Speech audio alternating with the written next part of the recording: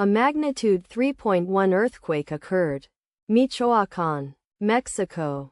15 kilometers SE of Peribon de Ramos, Mexico, or 30 kilometers WSW of Uruapan, Mexico. On Wednesday, the 9th of July 2025, at 16 hours 16 minutes and 25 seconds local time, the quake had a depth of 18 kilometers and was not felt, or at least not reported so.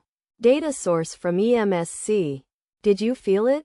Let us pray. May the earthquake that occurred not affect our brothers and sisters there.